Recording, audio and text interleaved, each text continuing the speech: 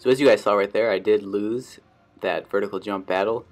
Wasn't really a battle, we were just kind of jumping around after playing a couple games, but I actually went back and watched his jump form after I recorded, just to see his technique and everything, just because he was getting off the ground so easily, and especially on that dribble dunk attempt. I just wanted to see kind of his form and how it compared to the way I jump. But anyway, I'm going to get into this workout. I'm going to talk about the deadlifts that are on the screen right now, but about halfway through, or after the deadlifts, I'm going to talk about what happened to that 8-week vertical jump progress that I was tracking.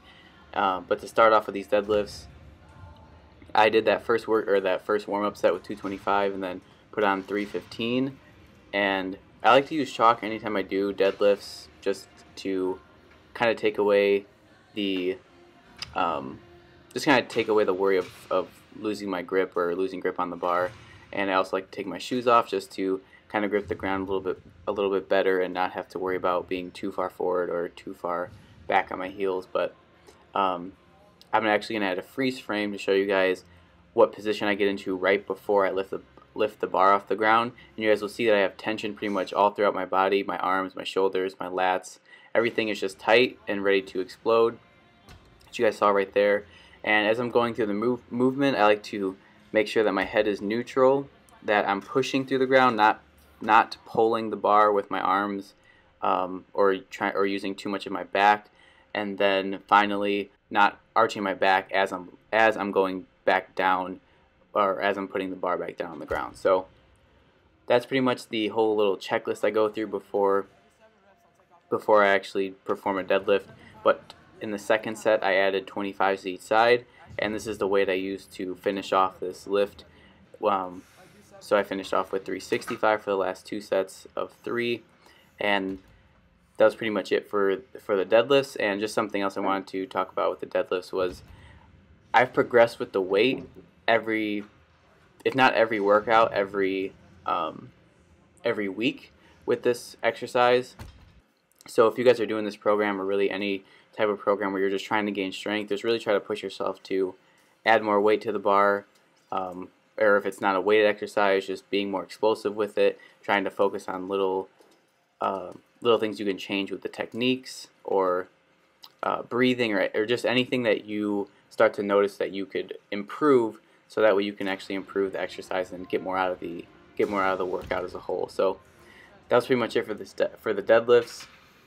And now as the other exercises are going on across the screen, I do want to talk about what happened with those 8 weeks. So I think I went through the first 3 weeks tracking, or the first couple weeks, I don't remember exactly how long it was, tracking my vertical jump progress without any lifts. So basically, if you guys didn't see, the gist of it was I was not doing any type of lifting. I was only doing max jumps, only dunking, and I wanted to see kind of how that would affect my vertical over 8 weeks. But I ended up stopping at about week 3, and I made my 1-year dunk progress video, and it was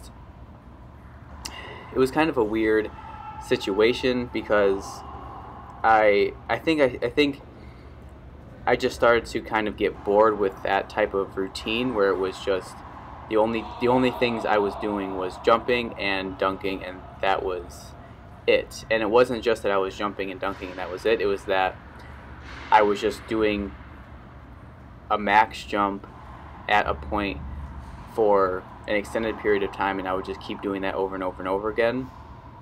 And it seemed like my body was breaking down from that instead of really getting stronger. And that's why I really enjoy lifting and pairing that with dunking. Not to say it's still hard for me to, I don't say believe, but I think it's hard to extrapolate that lifting is directly going to affect the way you jump. The way I think of it is that lifting kind of gives you a strong foundation, so that way you can continue jumping and continue perfecting really any skill that you're working on. So not to say that lifting is going to help you necessarily jump higher, but that lifting is going to enable you to jump higher and to continue jumping or continue dunking or continue running or sprinting or whatever whatever skill it is that you're practicing. So that's just that's what I thought about after, you know, just doing that for 3 weeks and feeling just my body almost like it was breaking down. I mean, I was starting to get a little bit of knee pain that I never had before that. So I think it was just a combination of too much jumping, not enough rest time, not really stretching as often as I am now. And that's why I really like this program, because I made it so that way it's a somewhat of a reminder of things that even if you don't do them every single time, if you look at that program, if you know every workout and you see the stuff that is on the list, and then you see at the top I put stretching in there twice a week, that at least if you see that, you'd be reminded of, you know, maintaining your body in that way. So yeah, I think there was just a lot of things missing, and a lot of things that were left out with that type of routine, or it was just max jumping and dunking all the time. And I feel like there was more cons to that than pros, whereas now I feel like I'm continually getting stronger, more mobile, flexible, more explosive, and that's allowing me to continue to jump and not feel any pain. So yeah, it's pretty much I just wanted to let you guys know why I stopped that 8 weeks of tracking my jump progress without doing any type of list or anything. But right now I'm doing exactly what you guys see. So I'm doing this program, which is I'm on week 4 of the first phase, which is only 4 weeks. So after this week, I'm going to be moving on to the more challenging phase, which incorporates similar exercises, but I've stepped them up, so I've made them a little bit harder. So for example, one of them I was just looking at yesterday was, instead of doing burpees and pull-ups separate, I have a burpee to a pull-up, so that's going to be one exercise in itself. So the exercises are going to be progressively harder, and then I've also incorporated new exercises just to kind of challenge yourself even more. So that's pretty much where I'm at with my workouts, and I'm still jumping and dunking a few times a week when I feel pretty much the most optimal, when I know I've had some time in between workouts, and I've had some recovery time and stretch time and stuff like that. So yeah, that's pretty much where I'm at. Alright, thank you guys for listening to that commentary. I'm finishing up right now with the ab twist. I'm gonna go play a little basketball, but I'll see you guys in the dunk session.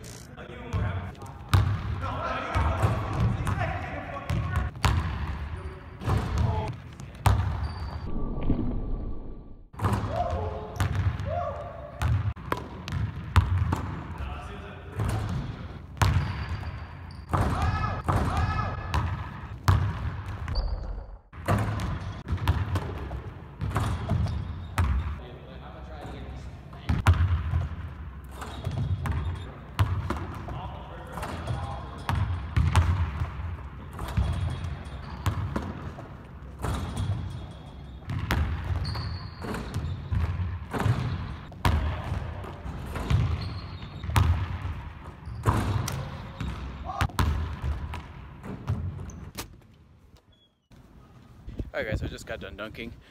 Wasn't bad, didn't hit a windmill today, but I think that was probably my strongest one hand that you guys saw. One hand dribble dunk, but had fun because there was really nobody in the gym, so didn't have the distraction of having to check if I was gonna get caught or anything. But yeah, overall it was a pretty good session. Hope you guys enjoyed the video. But this week I'm going to be starting the second phase of the workouts, like I said earlier in this video. So the workouts are going to progressively get more challenging. There's going to be a little bit harder exercises in this phase. And I think it's coming at a pretty good time, because I feel like I've started to get used to the workouts I've been doing the past 4 weeks. So I think this is a good time to kind of change it up and move on to the more challenging phase. So going to be doing that. Let me know if you guys have any questions or anything in the comments down below. If any of you are doing this program. That's it for this video, and I'll see you guys in the next one.